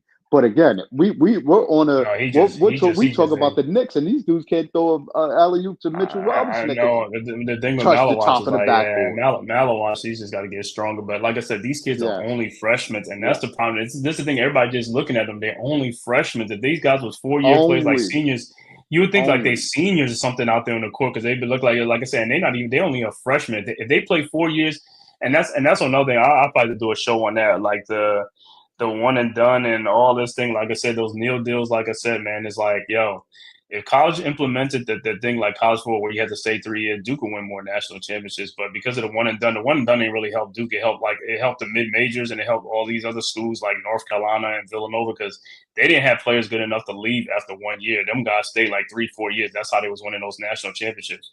They didn't have one and dones like Duke and Kentucky.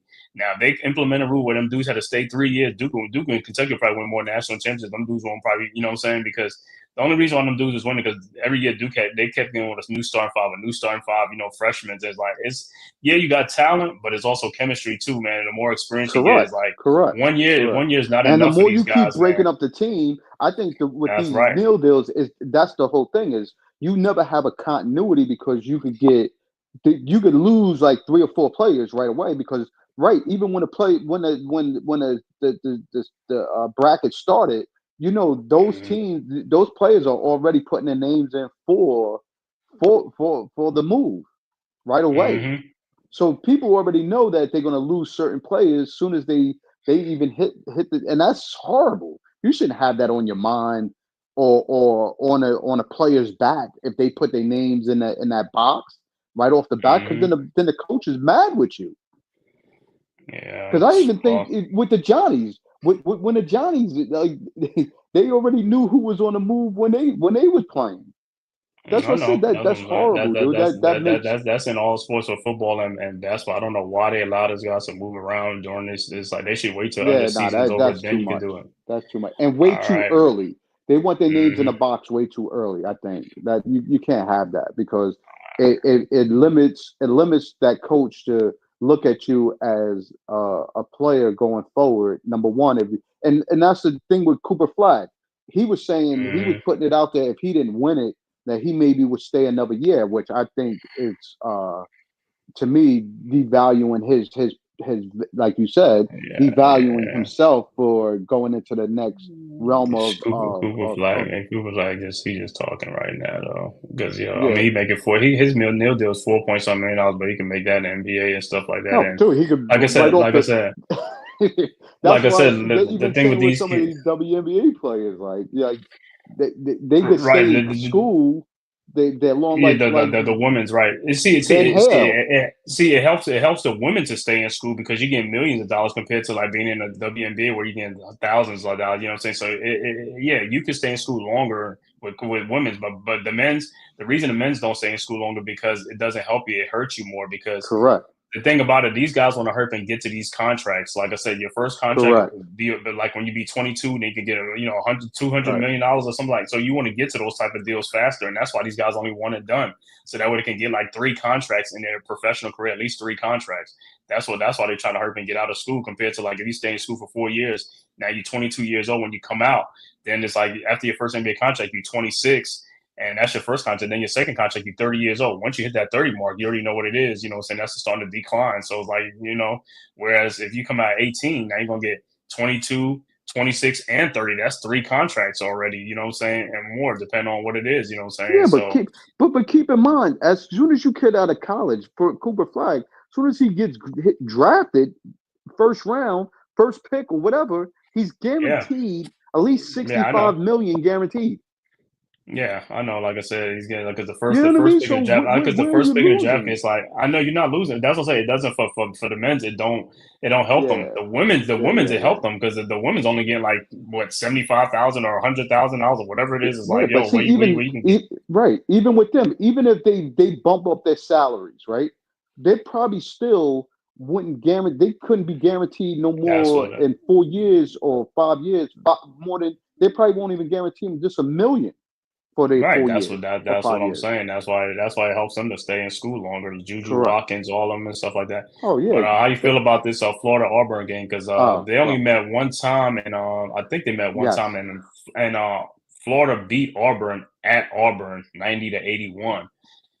So I mean they SEC folks, so they know each other and stuff like that. So I mean that's what I'm saying. When I saw the game, I was like, oh man, it's when you play somebody it's easier compared to when you haven't played somebody like all year like Duke and Houston. They haven't played each other, but for Auburn and Florida. So how you see this game going down, man? I think I see Florida coming out of this game with a win and stuff like that. Florida got some See, bigs that could just rebound and. Then they got that Carl. What is it doing? Clayton. He can shoot the threes. The right. Aberdeen. And don't get me wrong, Auburn got some players too, Janai Broom, but that's the thing with Janai Broom. See, he got hurt in that game towards the end, and I don't know how he's going to be for this game. That's the only thing, you know what I'm saying? He's not going to be at Well, he 100%, got the but he Saturday got to get right though. yeah, he got to Saturday, but still, but whatever the way he came down, it still ain't going to be like, you know what I'm saying? It's always going to be Right. like that one little misstep. And when Right. you play Right. down in Right. the Right. post, you're going to be coming down on people's foot a lot, grabbing rebounds, jumping up, and that's the Well, you would only hope thing. not, because You'll nobody hope coming not. down on You'll hope somebody's not. foot is good. No. I'm talking about, but when you jumping up to get rebounds underneath, you don't know who's, you know what I'm saying? People, it's a congested lane, so it's a high chance you're going to step on somebody's foot than getting down and get Correct. rebounds. Now, it'd be different if you was out there shooting 3-point shot and, somebody's like walk under you or something, put their foot under Undercut you. you, That's yeah. different. You know what I'm saying? But in this game, like I said, I see Florida winning this game, but hey, I would not be surprised if Auburn wins this game too, because like I said, they got the guards too, Denver Jones and Pettiford. And like I said, Auburn, like I said, they know each other, so it's not like you know what I'm saying. It's like a walk in the park for Florida. So you know what I'm saying. So it helps Auburn that this is one of their their their SEC rivals. So this game is Right. gonna be a closer game. And let me see what the line is on this game. They got Florida only as a 2.5 point favorite. The game is like 160 points in this game.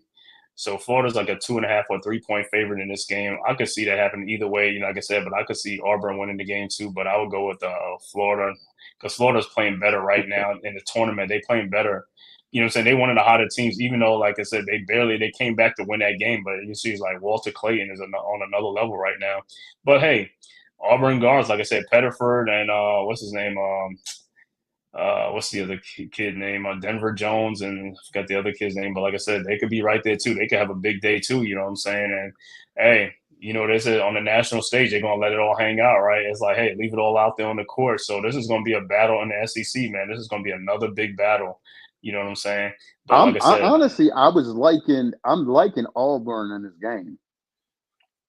Yeah, no, listen. Don't get me wrong. I would like Auburn the game, but like I said, just the injury to Janai Broom is just like it's kind of salting me down. Because if he was healthy like the way before that game, it's like yeah, I could be because that dude is like a double machine, man. Janai Broom, that dude gets rebound. He's like their all everything player for Auburn and Correct. stuff like that. You know what I'm saying? And I then like I think said, I didn't think Cooper Flag was going to come back as quick as he did from his sprain. If right, he could, if he right, could pull off and come back like as well as Cooper Flag came back, I'm liking him to come and bust tail because this yeah, is it. You know what I mean? And like you said, they got something. They got something to play for a loss hmm they got in the first at game, home, which they right, should have right, won. right. So I think they honestly I think they could win. I Yeah, honestly this think is they could. right.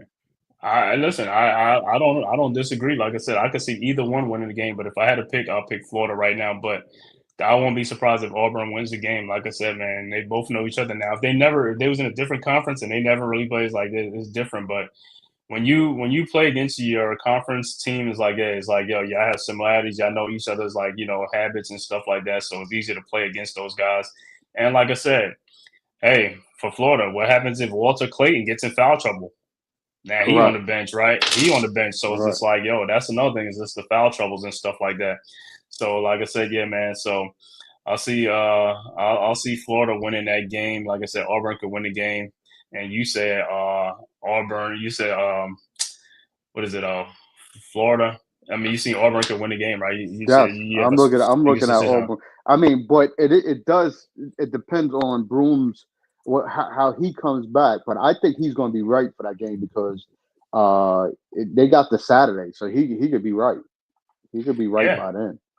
So yeah. Saturday they got I'm not even looking past where he's going to be. I think he's going to definitely be ready for that game once he gets that rest. And they got a long time to get that ankle right. Yeah, Um, he being he be getting all that medication and all that treatment, all them treatments but on just his the foot. You know treatment what I'm saying? alone, that's what I'm going off of. Just because medication, he needs plenty of ice. He needs No, I plenty of mean like rest. yeah, I mean all that stuff, and you know what I'm Yeah, saying, yeah. and they're gonna shoot that foot up too if it's not ready by Saturday. So they're gonna shoot that foot up, that Oh, pain. You know what I'm saying? It's like, hey, I mean, that's the last result of it. But I would just think in itself, he would be ready for it without all of that. He's well, you young. I think got his recovery is going to be what it needs to be. But mm, from the guard position, you think Clayton is going to kill him on the other end, though? Clayton is gonna have a good game, but like I said, but they got guards too. Auburn got guards. That's the thing too. They got Pettiford and what's his name, Jones, and there's another guard or something like that. So yeah, man. Like I said, that's one thing, man. When these teams know each other, man, it's just like yo, they can have a big game and stuff like that, man. So Florida's gonna need Clayton and Aberdeen to have big games, and then the two bigs in there and stuff like that, and number 15. So you got Auburn, I got Florida. Now the next game, you know what I'm saying, is the big on Duke Houston versus Duke. Dude, That's the late oh game. my That's like God, the that's 8:49 game.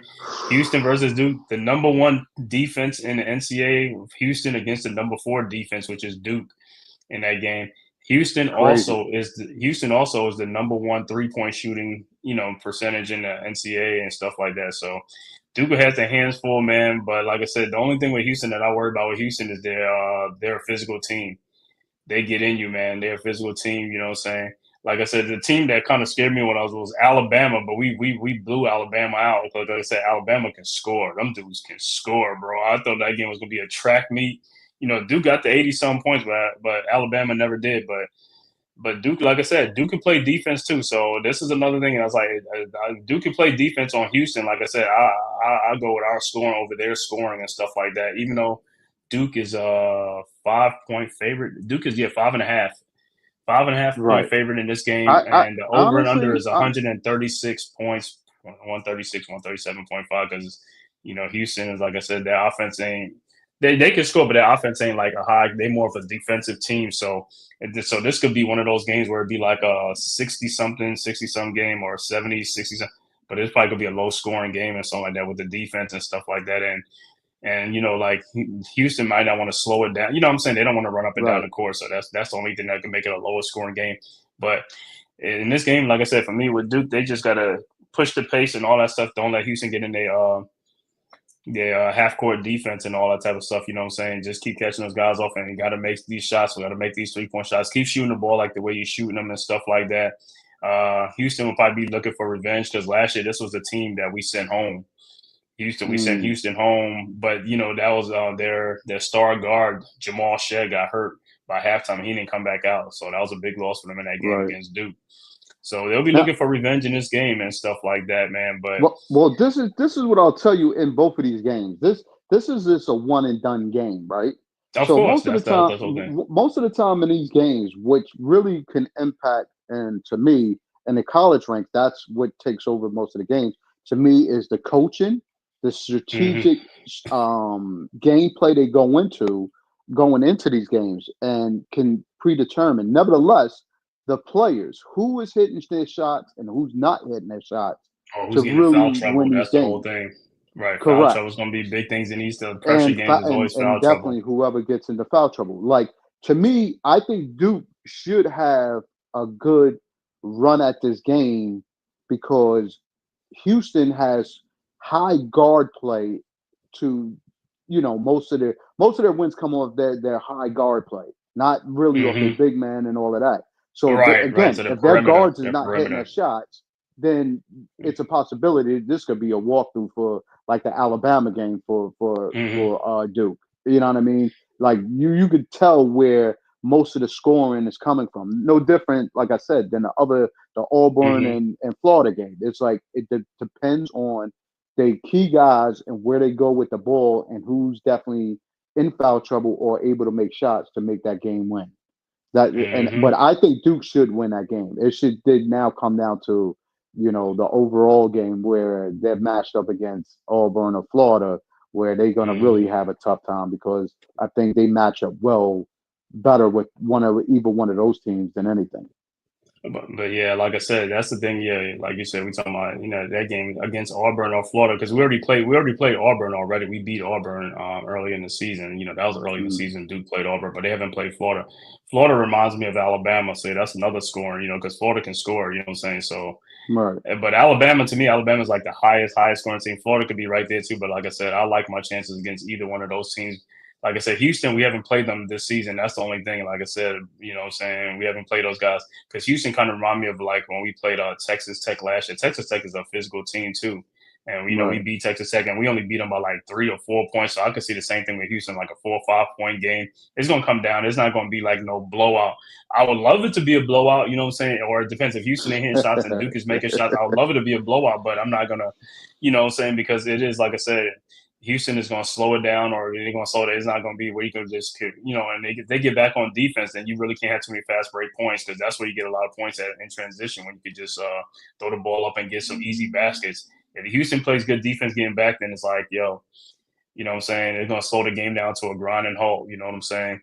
Right. And, like I said, I got the Duke thing on tonight right now. I know. That's what I got my Duke stuff on. Please. I was yo. He said, got them colors on right now. I was like, hey, that Final Four talk. This dude come on in with the super fresh jacket on, talking about he's not a Duke fan. Like, stop, dude. He said, "Yo, can you tell I'm a Duke fan? Can people tell I'm a Duke fan or not?" The Duke jacket and the jersey in the background. Like I said, I'm a UNC fan. I just put this on for a show.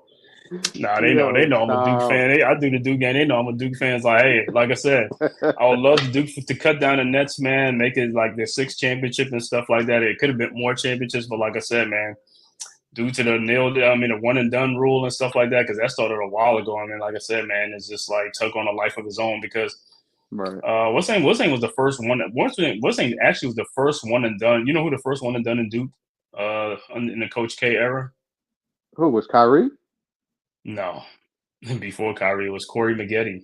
Corey Maggette was the first. Oh, that's right. That's right. That was 99. That was 99 when that was unheard of. That was 99 when that was even unheard of because everybody was staying like 3-4 years in school. Right. And wasn't Coach K mad at Corey for that? No, he wasn't mad. He wasn't mad at Corey. He was mad at what's his name for William Avery because he didn't feel Avery was ready to leave. And he told Avery like don't. And Avery still left. And Avery was like the 14th pick in the draft, which was the lottery pick, but he didn't have a successful career because, like I said, Coach K didn't feel like he was ready to go, but William Avery was ready to move on, and you know what I'm saying. And that, you know what I'm saying? But with Corey Maggette, it was like he knew Corey Maggette, you know, it's like, because you get the intel, like, yo, he gonna be like, yo, he gonna be in the lottery and stuff like that, you know what I'm saying? But he was the first player, like I said, you know, but he was surprised. I guess everybody was surprised because I was surprised. I thought Corey Maggette was staying, you know what I'm saying? Because it's like, you know, back then, like I said, it wasn't like Duke was like having, it was like really the one and done yet.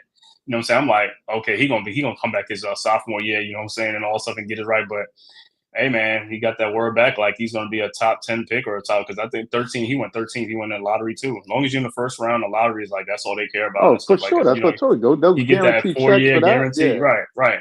So like he went, like I said, but that was the first one and done, man. That was before the one and done era. That was like in '99 when he left, man. I said, man.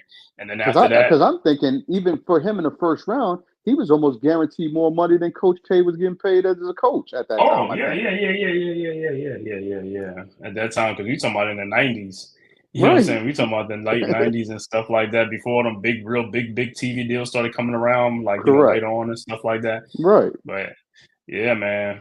So like I said, but after that, man, he was the first one that opened up the floodgates. And then after that, what's the name was like kind of right behind him, but he never stepped foot on Duke campus though, and he committed to Duke, but he never stepped foot on that campus. Was Sean Livingston.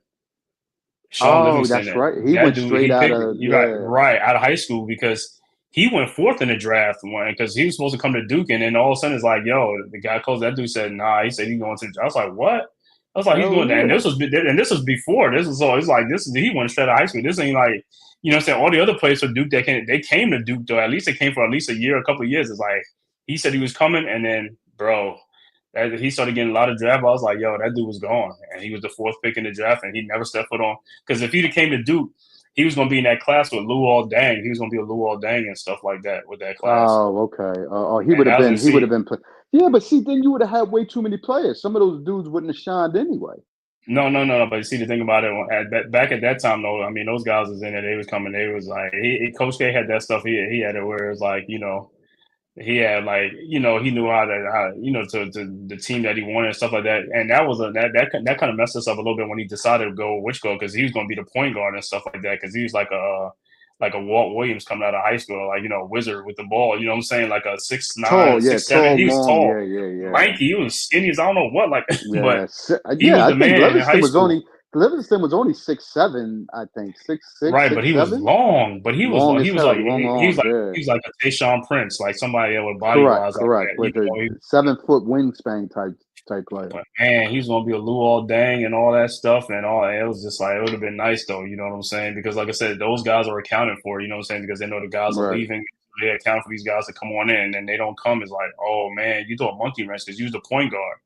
You know what I'm saying? So I forgot. I got to see who was the point guard on that team. You know what I'm saying? So, but like I said, those are all things, man. But like I said, man, with the one and done with like Houston versus Duke in this game, man. Like I said, it's gonna be a tough game, man. Like I said, I see the Blue Devils coming out, man, and then they'll be playing for the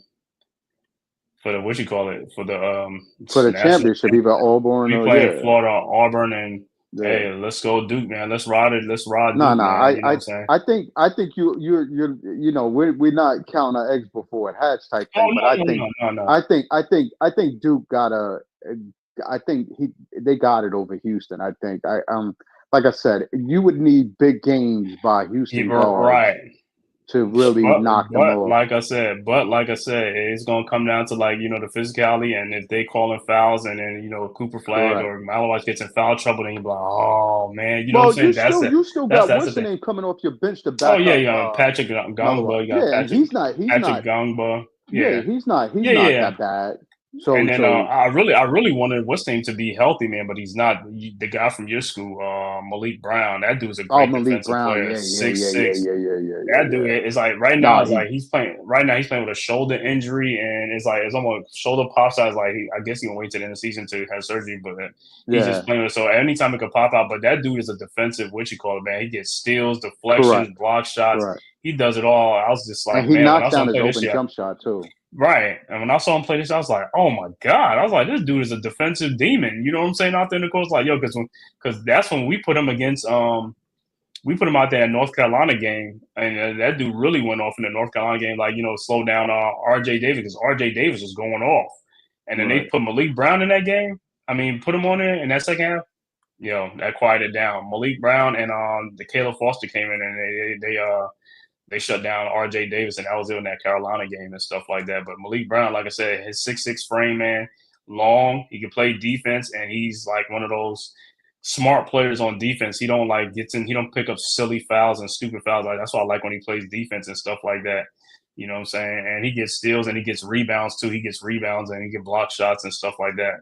So like I said, but with him, like I said, man, if he play in a game and somebody like holds his shoulder apart, that should have come right back out again. That's, you know what I'm saying? You have to go sit down because his shoulder is kind of like he's playing in that game, right? He played a little. He played sparingly in the last game because of that shoulder injury. He's like, even though he's not fully healthy and stuff like that. So it's like at any time something can happen with the shoulder or something like that. So it's just like they trying to watch the minutes. If they really need him, pieced together by tape right now. Yeah, for right now, man. But yeah, so like I said, at the end of the day, man, I see Duke getting by Houston, and I see Florida getting by Auburn, and then championship game Duke and Florida is going to be a great game, man. And hey, I see the Blue Devils cutting down the Nets, man, in San Antonio and stuff like that. But if they don't, hey, man, I'm not going to be too mad, man. But like I said, I'll be a little hurt, you know what I'm saying? Because I feel like we could do it, man. You know what I'm saying? It'll be great for the program and stuff like that. But I ain't count my eggs before the hatch. But like I said, Duke has a good shot to win the national title, man. So who do you have in the? I know you got Auburn in the Florida game, and then the Duke and Houston game got Duke, and then. Well, I see Duke getting by Houston. I really, when thinking about the title now, I'm thinking if Auburn doesn't make it, see me, I'm thinking whoever wins the Auburn Florida game will take the chip. But I'm thinking, like I said, if Duke comes out and blow out Houston, I'm thinking I might have to change that. And I might have to give it to Duke. I mean, this might be Cooper Flagg's send-off. And like I said, that's why I started that by asking you that. If he won the title, like, you have to anoint him like, the top of that echelon. Because, like, as a freshman, without a doubt, this dude has been balling like crazy. Like, nuts crazy. You know what I mean? Like, he's been straight balling jacket, all season, get him out the padded room crazy. That's what I said. If that's the case, if he has another game against Houston and watching that Auburn Florida game, give that dude his props. He would definitely have to be right where he needs to be. I just don't like whatever team is going to draft him, which could be the Wizards or whoever. Like, because the Wizards to me is already stacked with talent, and I just think guys, Yeah, or he could go to Charlotte, but Charlotte still got young players. They don't even know what direction they're going. But you just listen, Brooklyn Nets fans, they want Dylan Harper, Ace Bailey. They don't want Cooper Flag. They're like, I don't know, Cooper Flag could be in this market. I was like, bro, that dude could play in any market. I ain't worried about it. But that's what they say. You know what I'm saying? Like, I don't know if he could be able to handle it. The Nets just have a lot of players that's along his caliber on their team. Listen, I know, but that's what Nets fan. They want Dylan Harper or Ace Bailey. That's what they want. I was like, man, y'all do y'all thing, man. You do your thing. It's like that's if y'all get those top picks, because I'm gonna tell you right now, the top 4 players is gonna be Cooper Flag, Dylan Harper, Ace Bailey, and everybody keeps forgetting about the dude from Baylor, VJ Edgecombe. That's a top 4 player right there too.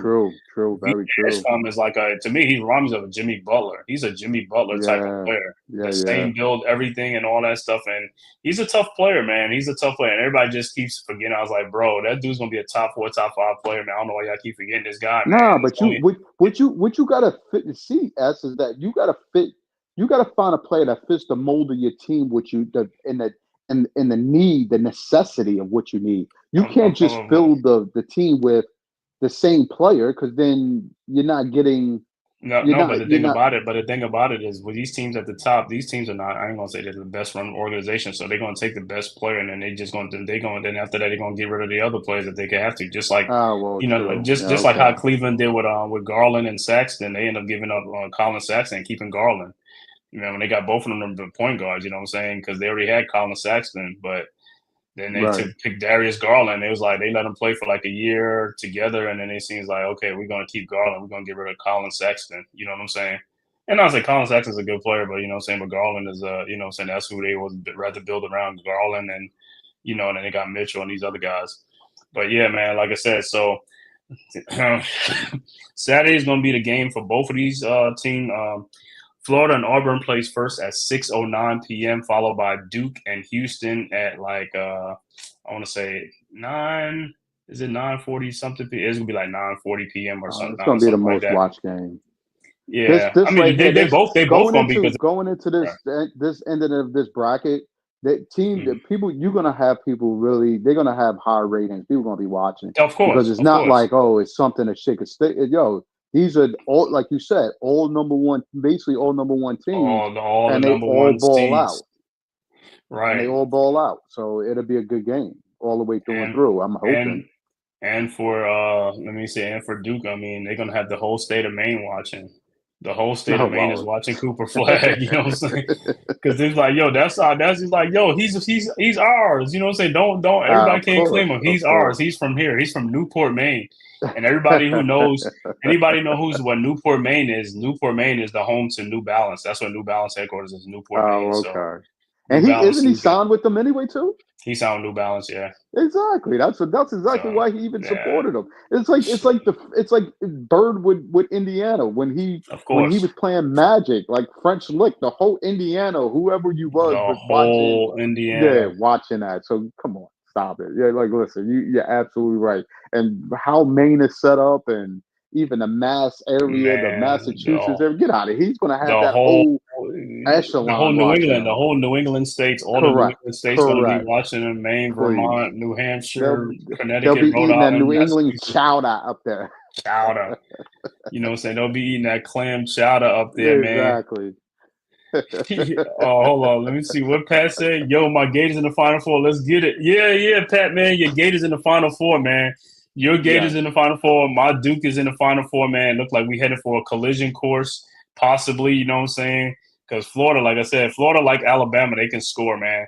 Auburn can score too, and like I said, Florida they already beat Alabama. I mean Auburn already, but like I said, Jannar Broome is a little bit what you call it, iffy and stuff like that. So I could see Florida getting that game, and then if Duke, we play Houston, we get by Houston, it's gonna be Duke and Florida, man. That'll be a great I see game, that. man. I could see that now. Duke and Monday Florida. night, That's the Monday. matchup. Hey Pat, let me know Monday night. We might have to call that. You're gonna have to call that game. Duke and Florida. They meet Monday night for the championship. You know what I'm saying? I won't even do a Knicks thing. I'll do. I'm gonna do that game anyway. The March Madness game on Monday night, the championship game anyway. The Duke and what you call the game and stuff like that, man. Whoever wins, even if Duke don't even, I'll still what you call, I'll still call that I was game the about to championship say game you'll because still do it if Duke is not in I'll still call the game and stuff like that, man. Because like I said, it's college basketball, man. You know what I'm saying? It's a nationally yeah. watched game. People gonna be watching it, man. So Nah, that's what I gonna be said. on it, man. Regardless of who, they watch. Big props to your Gators, man. Like I said, man, they did that thing. They did the thing. I remember you were saying that earlier. You know what I'm saying, a couple of weeks ago. You were talking about the Gators in the NCAA final, and so I know NYG these guys wasn't picking Florida. They was picking St. John's and all these others. Like I already knew. Like I said, Alabama, Florida, Auburn, those guys can score. That SEC, man, the SEC is running college basketball this year. They running it was football and basketball. I was like, I don't know. Now SEC running basketball now because these top three teams were good though. Alabama, Yes. Florida, and Auburn and stuff like that, man. It's like tough teams, man. Bruce Pearl is going up against Florida is like. So I know Pat gonna be definitely watching on that Florida game. But like I said, I hope we meet in a collision course, man. Duke versus Florida, man. Let's what I'm saying, let's get this thing on, man. So hey, hopefully Cooper Flag can ride off into the sunset, man. You know what I'm saying, to be the first pick in the NBA draft and go on and win the championship, win that natty. You know what I'm saying, represent the state of Maine. You know what I'm saying. I Well, I can't even he say would the definitely state of put them back on the Maine. map. Yeah. Yeah, like I said, it's almost like how what's his name? Remember when who was that back then when he was coming from South Dakota? It was like Mike Miller. It's like Oh South yeah. Dakota. It's like South Dakota. It's like Mike Miller. I was like, but he's so quick. It's like, okay, Mike Miller can shoot. He can ball. You know what I'm saying? Mikey Mike Miller. Miller was he was a big guy too. He was a big body. Yeah, he was like 6'8", 6'9". He played at Yeah. Florida. Mike Yeah. Miller and stuff like that. But we're gonna wrap it up, man. Hey, like I said, Mhm. I'm not doing the game tomorrow. The Sixers game, I'm gonna do the Cleveland game on Wednesday at 7 o'clock. So I we'll be would back think in not. at the Yeah. that the Sixers game ain't gonna be Twitch, but that Cleveland game be back here at 7:00, man, on Wednesday, man, to do the Knicks and the Cavs, man. First of all, I want to thank everybody, man, for tapping in from YouTube, Twitter, man, and all social media platforms to the Man-Cave podcast, man. If this is your first time to the channel, man, please hit that like and subscribe button, man. Also share it on all social media platforms, man. Like I said, man, and also go subscribe to the Aboriginal Sports Network, man. The link is right there in the chat, man. Our one centralized location for all of our content, man. Like I said, these guys on there we're doing basketball, football right now. You go on there right now, you can look at the football film breakdown, players, in the draft and stuff like that. They talking about these players. They even interview some of these players and stuff. So you go on there, man, and you could just look at all the replays and stuff like that. Is all on there. And let's make sure, man, also go to our website too, man, the aboriginalsportsnetwork.com. Make sure you go check out that website. You still got stuff on there, as well as some blogs and stuff like that, man, and also more videos and stuff like that, man, and also our Patreon on there. Make sure you go check it out, man. But like I said, man, thank you guys for tapping in, man. Make sure you hit that like and subscribe button, man. D, you got anything left to say? You want any last words? Yo, I only gotta say, support the brothers in their efforts to giving you the content that they give you. And like I said, go Knicks, go Yankees. They're bombing away, yo. Support. Bro, I ain't even get into that. Right. Yeah, the exactly. Yankees are bombing away with them new bats, right? With them new bats that everybody's talking about. If they see how they bat, you need to put some of those in your locker room or in your dugout, right, so y'all can start doing the same thing. So don't hate on it. Just congratulate and join the new batting. Yo, and let me show you my jacket so everybody thinks like, yo, this is like, yo, you see this Duke, this Duke thing right here? You see this thing right here? Do you see that thing right there? You see that thing right there? Don't let that shit choke you on the way out. Nah, it's open right here, bro. You know what I'm saying? Let's go Duke. You already know how to do it. Let's go Duke. Let's go Blue Devils. I like it. I like the way it's fit you and all of that. Courtesy of my boy LB, you know what I'm saying? LB hooked me up with one of these, you know what I'm saying? You can get you a Syracuse one if you want one and all that type of stuff, man. LB put you on top with that? Oh, yeah. This all LB stuff, man. I got more, you know what I'm saying? All that stuff, man. So, yeah, if you want a Syracuse one, I'll get you one and stuff like that with your name on it and stuff like that, man. Syracuse Orange, man. Shout out to L. Yo, what up, dude? Yeah, bro.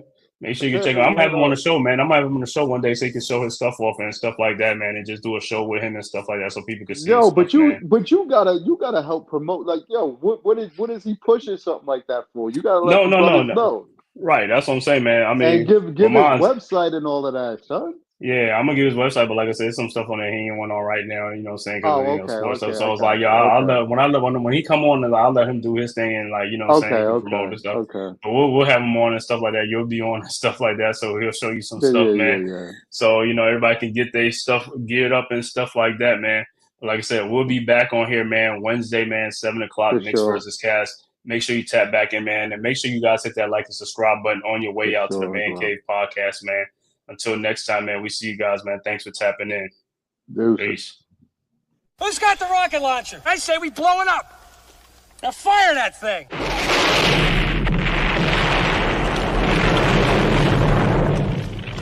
It's for the city of sports, playing with a giant Nick.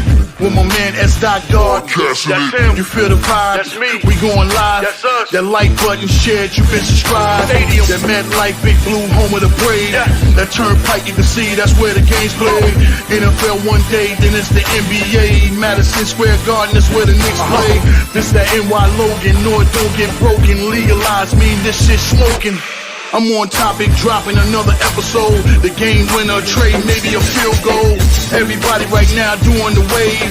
You tune in the show called The Man-Cave. I see the chat, they always doing their thing.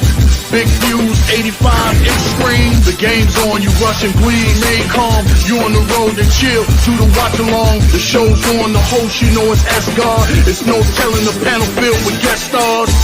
You're now rocking with the voice, you know what it is. It's your boy J Boogie. You're now rocking with my man S-God.